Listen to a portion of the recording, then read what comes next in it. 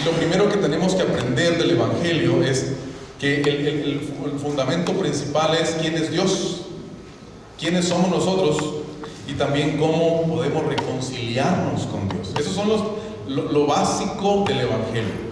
Entonces el primer punto es ¿quién es en verdad Dios? Para ustedes, ¿quién es Dios? Piensen un momento. Nosotros pensamos quién es Dios y cómo es Dios, y pensamos pues que es el proveedor, el que nos sostiene, el que nos perdona, el que nos limpia, y pensamos con sus características que es omnipresente, omnisciente. Pensamos en ese tipo de cosas, pero la esencia de Dios, la principal que siempre marcamos, está en Juan capítulo 3, versículo 16. ¿Cuál es? El amor. Siempre lo que más hablamos de Dios es que Dios es amor. Y vamos a Juan 3:6 y ahí nos explica a grandes rasgos cómo el Padre nos amó y dio a su Hijo unigénito. Entonces, pero hay algo también en el mismo capítulo 3 de Juan que muestra la otra característica del Señor y que va unida con el amor, y que es la justicia de Dios, donde se involucra el amor y la ira de Dios. Cuando vemos Juan 3:16, vemos la ira de Dios y el amor de Dios. Hace poco hablé de eso por la tarde. Algunos que ustedes no están por la tarde no lo escucharon. Hoy no vamos a hablar mucho de eso, pero sí vamos a entenderlo. Juan capítulo 3 versículo 16 dice: porque de tal manera amó Dios al mundo que ha dado a su Hijo unigénito, para que todo aquel que en él cree no se pierda, ¿qué? Mas tenga vida eterna. El amor de Dios mostrado en Jesucristo. Ese es el Evangelio. Venir el Hijo a morir en la cruz por nosotros. ¿Por qué tenía que morir? Para que fuéramos salvos. ¿Por qué tenía que morir? Para perdonar nuestros pecados. Pero más que nada, si no entendemos que Jesús lo que vino a hacer es a ponerse entre medio como intermediario de la ira de Dios y nosotros, no vamos a poder entender realmente lo que es el amor de Dios. Porque el hecho de que Jesús muriera en la cruz del Calvario es porque la ira de Dios está contra el pecador. Siempre decimos, y lo mencioné en una ocasión por la tarde, el dicho de que Dios ama al pecado, ¿no? ¿Cómo es? ¿No se acuerdan cómo es? Dios ama al pecador y aborrece el pecado. Eso es una mentira. Y esa la inventó Gandhi. No es bíblico. No es bíblico. Y les voy a leer el Salmo 5:5. Dice: los insensatos no estarán delante de tus ojos. El Señor no consiente que un insensato esté frente a sus ojos. Aborreces a todos los que hacen iniquidad. ¿A quién va a aventar al infierno? ¿Al pecado? Al pecador. No es la voluntad de Dios hacer eso, no es el plan de Dios. De hecho, el plan de Dios, en el momento que Adán y Eva pecaron, inmediatamente el plan que ya estaba establecido desde antes de la fundación del mundo, se lo explicó a Adán y le dijo: va a haber, de la simiente de la mujer va a venir alguien y va a romper toda atadura, va a destruir al enemigo, le va a dar en la cabeza al diablo. Lo dijo el Señor en el momento que Adán y Eva pecaron, inmediatamente. El plan de Dios no es destruir al hombre. El plan de Dios es que el hombre esté bien delante de Él y tenga una relación con Él. No que se sienta bien, porque por ahí anda la filosofía de que hay que sentirnos bien, no importa qué. Lo principal del Señor es tener una comunión, y el Señor lo había establecido antes. Cuando Adán y Eva pecaron, el Señor le muestra a Adán y Eva lo que viene. Pero es a causa de la ira de Dios contra el pecado y el pecador, no solamente contra el pecado. Dice ahí, versículo 18 del capítulo 3 de Juan, dice: el que en Él cree no es condenado, pero el que no cree ya ha sido condenado, porque no ha creído en el nombre del unigénito Hijo de Dios. Hay condenación, ya hay condenación. En el momento de que una persona rechaza el Evangelio, hay condenación. Desde el momento de que estamos en pecados, hay condenación. ¿Por qué estamos hablando de esto? Si esto es muy conocido por todos nosotros. Porque tenemos que volver a la raíz, porque hemos enseñado un evangelio ligero, suavecito. Hemos enseñado que no importa lo que hagamos, con que le pidamos perdón al Señor. Eso significa que ya planeamos cometer el pecado y luego decir: Señor, límpiame. Eso significa que estamos haciéndolo con alevosía y ventaja. Eso no es un arrepentimiento. Esa es una forma natural del ser humano de comportarse fuera de la voluntad de Dios. Pero aquel que ha nacido en Cristo, su comportamiento es distinto, porque su nueva naturaleza es la de Cristo. Versículo 36 de ese mismo Evangelio de Juan, versículo 36, dice: el que cree en el Hijo tiene vida eterna, pero el que rehúsa creer en el Hijo no verá la vida, sino que la ira de Dios está sobre él. Esa parte no la leemos de Juan 3. No nos gusta saber que hay ira de Dios. Nos gusta saber que tenemos un Dios abuelo, que todo nos pasa. ¿Cómo son los abuelos? Terribles. Si hay abuelos aquí, lo siento mucho, pero son terribles. Por eso batallan tanto los papás cuando se pasan el fin de semana con los abuelos y luego regresan a la casa. No hayan que hacer los hijos con los... ¿Ah, que sí? ¿Por allá? ¿Ah, que sí? No hayan que hacer con los hijos, porque los consienten. Es que son abuelos, no son los papás. Ustedes, cuando eran papás, corregían a sus hijos, buscaban que estuvieran bien, que se comportaran bien, que actuaran bien, y les enseñaban. Bueno, hemos creído nosotros que tenemos a un Dios como abuelo. ¿Sabes qué? Es el Padre amoroso, justo y que disciplina a sus hijos. Ese es Dios. Tenemos que aprender quién es Dios. No solamente pensar que es amoroso y realmente pensar que pasa todo. Eso significa que no es amor, porque el amor trae disciplina. Cuando estamos pensando que Él pasa todo, estamos pensando que no es amoroso en realidad. El amor de Dios es justo.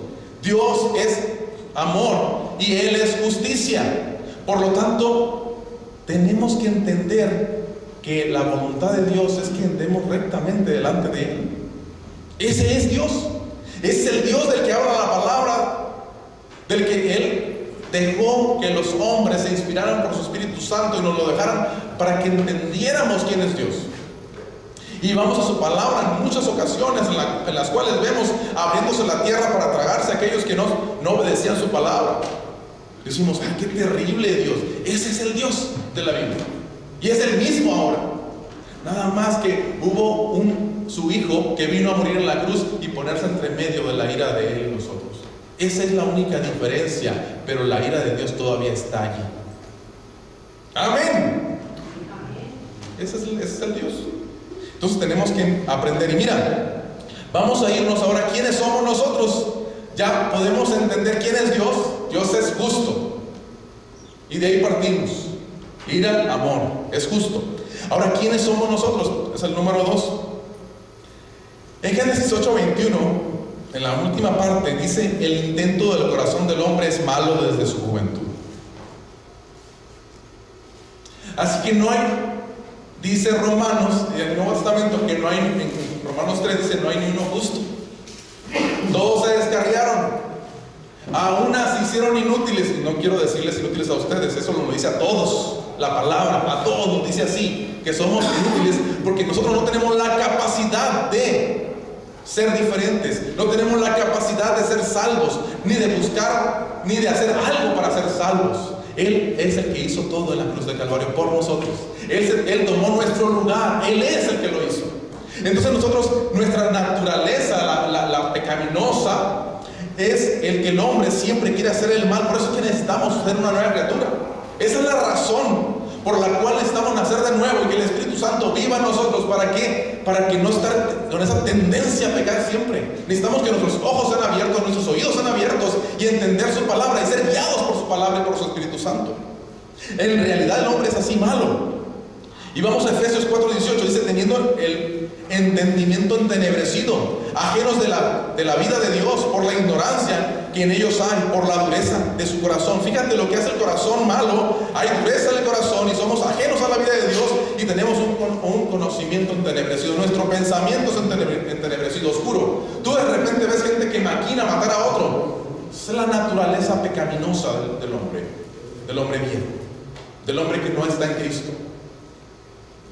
Piensa, calcula cómo va a matar a las personas, porque ya es un oficio en nuestro estado y en muchas partes del mundo.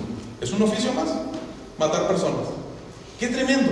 Pero no es más que el reflejo de la naturaleza del hombre caído. No es más que el reflejo. Y aunque nosotros no matamos, nos sacamos una pistola. La Biblia dice que con el pensamiento matamos. El Señor Jesucristo nos lo dijo. Muchas veces cuando odiamos a otra persona o nos enojamos a otra persona, somos peor que asesinos. Tal vez no hemos nacido de nuevo. Otra cosa más que dice Romanos 5:10. Dice que si siendo enemigos fuimos reconciliados con Dios por la muerte de su Hijo Jesús. Romanos 5:10. Nos llama enemigos. Nosotros somos enemigos. Efesios 2:3. Éramos por naturaleza hijos de ira. Santiago 4:4 dice: oh almas adúlteras, ¿no sabéis que la amistad del mundo es enemistad contra Dios? El ser humano ha hecho una amistad con el mundo. ¿Por qué? Porque pertenece al mundo. El Hijo de Dios no tiene que pertenecer al mundo.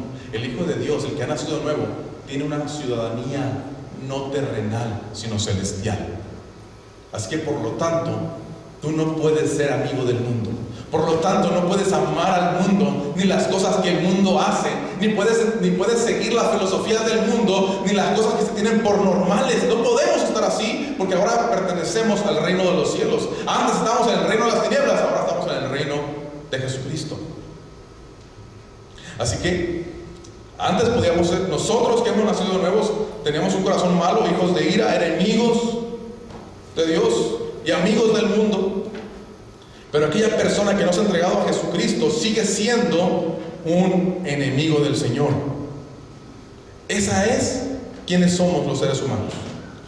Sigo leyendo. Santiago 4:4 dice: ¿no sabéis que la amistad del mundo es enemistad contra Dios? Cualquiera pues que quiere ser amigo del mundo se constituye enemigo de Dios. Otra situación más de una persona que no ha nacido de nuevo es que está muerto. Efesios 2:1 dice: dio vida, Él os dio vida a vosotros cuando estabais muertos en delitos, en vuestros delitos y pecados.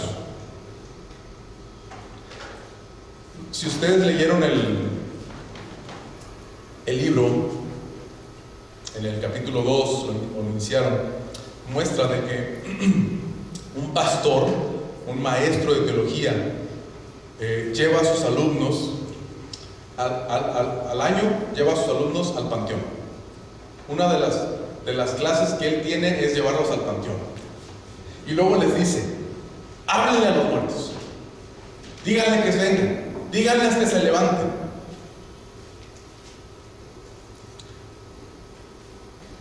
Y después de que los chavos, así medio incrédulos y medio curiosos, sin entender por qué están haciendo eso, les explica que no les escuchan, no se levantan, no vienen y no ponen atención porque están muertos.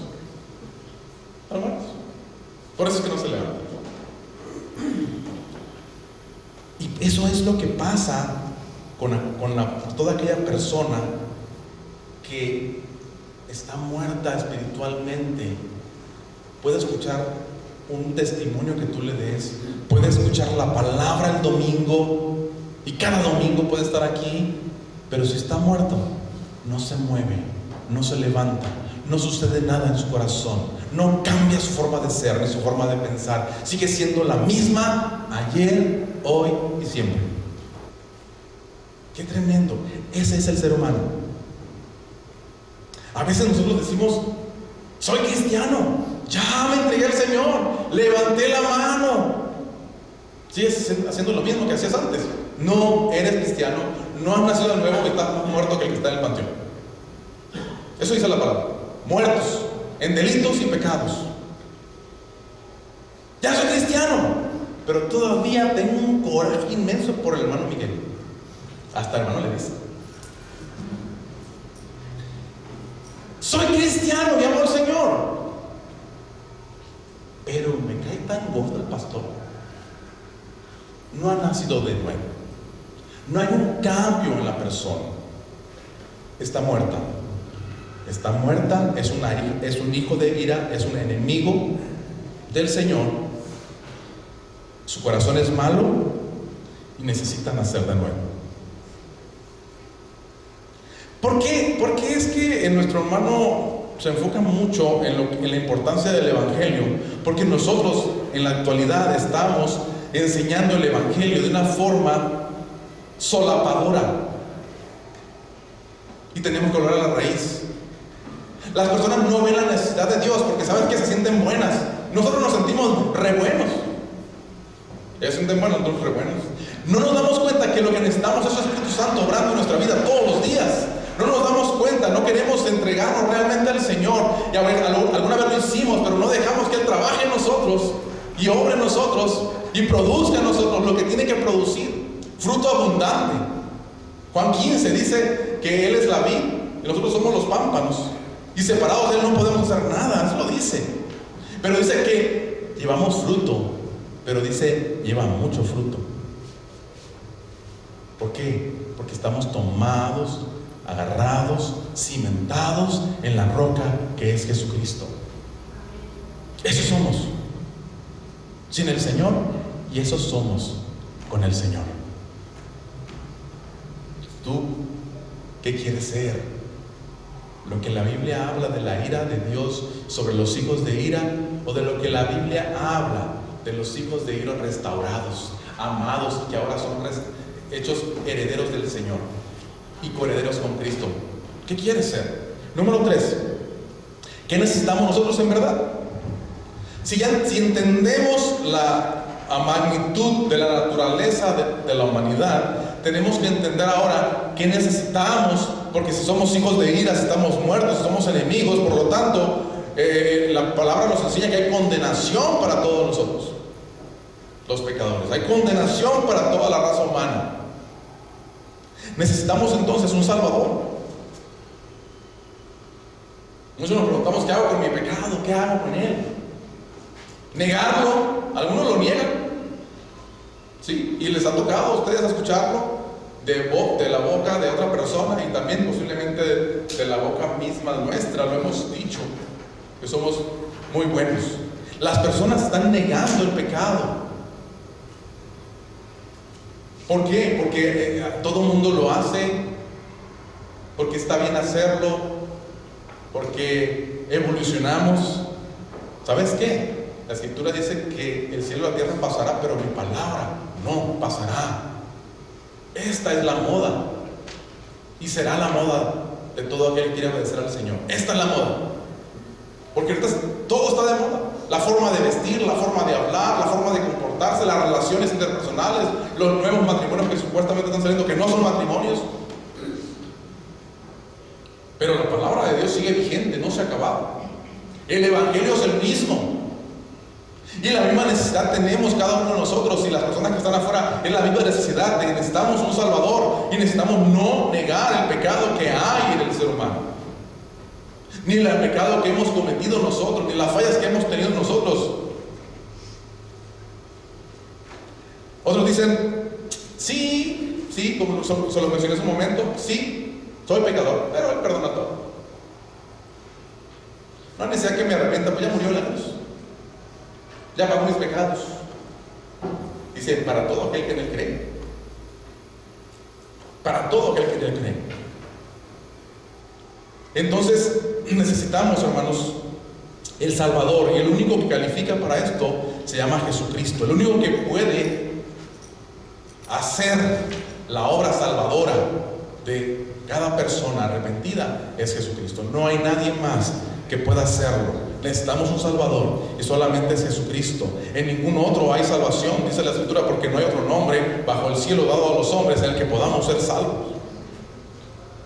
En el Antiguo Testamento veíamos que las personas agarraban un chivo, ovejas, para perdón de pecados, para justificarse. Y había una de las ceremonias era poner poner las manos sobre el animal, simbolizando que traspasábamos los pecados en el animal, y el animal lo sacábamos fuera de la comunidad, lo sacaban fuera de la comunidad, lo separaban de la comunidad. ¿Sabes qué? Para expiar los pecados, el único que fue separado, tú recuerdas, lo dijimos en la Semana Santa, Dios mío, ¿por qué iba desamparado? ¿Sabes por qué? Porque el pecado que había en nosotros lo cargó el Señor en ese momento, y hubo una separación, y cayó la ira, el peso de Dios sobre Jesucristo. Sí, porque hay personas que estaban alucinando, Jesús estaba agotado. No, realmente hubo una separación. Realmente vemos ahí que el pecado, ¿por qué? Porque Dios es justo y no puede ver el pecado, ni puede ver al pecador. Y si todo el pecado de la humanidad estaba sobre Jesús, no podía estar en relación con Dios, porque Él es santo. De tal forma que el único que puede y que califica para perdonar pecados es Jesucristo. En Juan 14:6 dice: yo soy el camino, la verdad y la vida, y nadie viene al Padre sino por mí. Ese pasaje para nosotros se nos hace tan común y entendible, sí lo entendemos, pero para muchas personas les parece tan raro que solamente por medio de Jesús, que solamente Jesús sea el camino, que solamente en Jesús haya verdad y que solamente en Jesús haya vida. ¿Por qué? Porque para las personas, y tristemente a veces también para los cristianos, pensamos que las obras son los medios para alcanzar la salvación. El que yo venga a la iglesia, el que yo cante, el que yo sirva, y no estoy diciendo para que lo dejen de hacer, sino que entiendas que el único medio para ser salvo es Jesucristo, y que todo lo que tú hagas son frutos de lo que Jesús está haciendo en tu vida, en tu corazón. No se trata de algo que vas a hacer para merecer la salvación. Nada de lo que hagas va a ser merecedor de la salvación. Por eso es que Jesús tuvo que venir, porque nadie podía hacerlo. Y Él es el camino, de tal forma que si Él es el camino, cualquier rumbo que tomemos fuera del camino, hay perdición. Cualquier cosa, decisión, por muy buena que sea, mientras Él no sea nuestro camino, mientras nosotros no nos conduzcamos por medio de Él, hay perdición, porque Él es el camino. Yo soy el camino, la verdad. Si Él es la verdad, cualquier cosa que hagamos fuera de la verdad de Dios es mentira. Cualquier cosa que hagamos y tengamos es muerte, porque Él es la vida. Por eso tenemos que asegurarnos, agarrarnos de Él, creerle realmente. Cuando hablamos de creer, no se trata de que existe o de que vino, sino de quién es Él, el Dios Todopoderoso, el único medio para ser salvo, la única razón de existencia, el propósito nuestro es Jesucristo. Todo se basa en eso. Toda la escritura se basa en Jesucristo, de quién es Él, de quiénes somos nosotros, y el medio que Él mismo establece para que podamos reconciliarnos con el Señor. Si nos salimos de este evangelio, estamos fuera de la voluntad de Dios. Por lo tanto, estamos perdidos, estamos muertos, estamos sin vida y somos una mentira caminando. Decíamos la semana pasada, o somos discípulos o no lo somos. Bueno, ahora, o creemos en la Biblia o no creemos en la Biblia. No podemos decir, esto sí lo creo, esto no me gusta, esto lo quito, no puedes estar haciendo eso. O crees en la escritura o no crees en la escritura. O pones tu confianza y lo tomas como tu manual de fe y conducta y obedeces su palabra, o no eres un discípulo. La importancia de ser discípulo es dejarlo todo y seguirlo a Él. El segundo paso es poner la escritura como principio, establecerlo como nuestra herramienta. ¿Para qué? Para conducirnos, para guiarnos. Necesitamos hacerlo. Él es el maestro, Él es el mediador. Hay una ilustración, historia, creo que Max Lucado hace que lo cuenta, lo escribe, de un hombre que fue a un safari y estaba muy denso, estaba mucha vegetación, y se contrataron un guía para que los conduzca por dónde ir. Y el guía llevaba un machete en la mano. ¿Conocen los machetes? ¿Sí? Yo aquí no veo la gente usa machete. Allá está abajo el asiento del carro con un machete. En la costa sí se usa un machete. O una caguayana, esas son más grandes, más pesadas. Eso para los hombres. Están muy serios, algo tenía que decir porque están muy serios. Está muy fuerte la palabra. Y iba con el machete abriéndose camino. Y el hombre, el que lo había contratado, pues estaba desesperado, estaba cansado y sudando por todos lados, o sea, posiblemente está enojado. Le dice: pues sabes por dónde me llevas, si sabes cuál es el camino o el sendero, sabes a dónde vamos. A lo que el guía dice que dejó de estar cortando, se volteó con él y le dice: yo soy el camino. Eso mismo es lo que hace el Señor. Y a veces nos desesperamos, a veces nos preocupamos, a veces no vemos la salida. Si tú estás en el Señor, estás en la verdad, tienes vida y vida en abundancia. Y si mientras tú continúes en el camino, aunque tú no le veas rumbo, estás en su palabra, sabes que vas a llegar a tu meta, vas a llegar ante su presencia, vas a poder alcanzar todo el propósito que Dios tiene para ti. El problema está que queremos nosotros tener el control, queremos agarrar el machete, queremos tomar en nuestras manos la rienda de nuestra vida. Cuando nos entregamos al Señor, le dejamos todo al Señor para que Él sea quien nos conduzca, quien nos guíe, quien nos lleve. Tenemos que creerlo y permitirlo que lo haga. Si no, entonces, ¿para qué quieres un camino si tú quieres hacer tu propio camino? Eso se me hace un poquito radical, eso que está en la Biblia. Yo creo que eso no aplica. Eso es del pasado. Donde dice que la mujer se somete al marido. No, eso era antes, allá. Todavía, allá en aquellos países, pero acá ya no. Eso dice la Biblia. Y a lo mejor estoy golpeando más fuerte porque a las mujeres no les gusta esto. Pero la mujer se somete al marido, que eso es bíblico. Pero a los que son cristianos, los que no son cristianos, no. Primera de Pedro, capítulo 3, creo dice, para que los incrédulos crean también. Y el marido le dice que ame a la mujer como Cristo amó a su iglesia. Dice, nosotros podemos decir los hombres, eso está muy difícil, amar como Cristo, al hecho de morir, dar su vida. Pues así es como dice la palabra. Y si no te gusta, entonces no puedes arrancar esa página. No, quita de tu Biblia, quita la Biblia de tu vida. Tenemos que entonces que entender que la palabra es verdad y que el Evangelio es tal como lo establece el Señor en su palabra.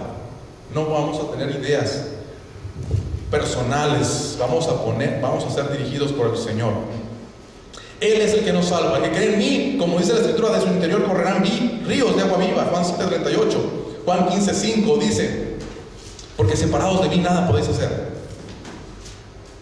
El Señor, dice Gálatas 3:13, nos redimió de la maldición de la ley y por nosotros se hizo maldición, porque está escrito: maldito todo aquel que es colgado en un madero.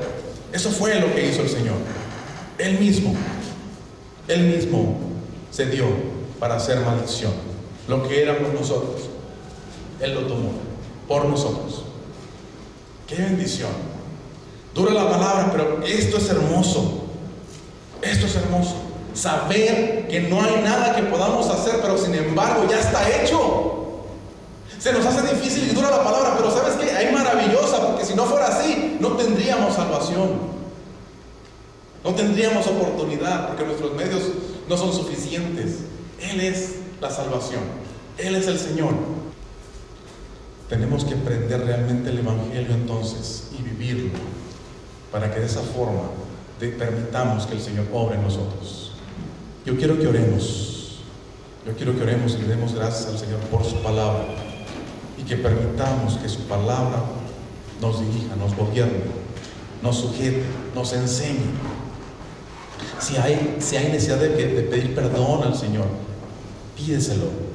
Dice Efesios 5:14, por lo cual dice: despiértate tú que duermes y levántate de los muertos y te alumbrará Cristo. Señor, te damos gracias por tu palabra.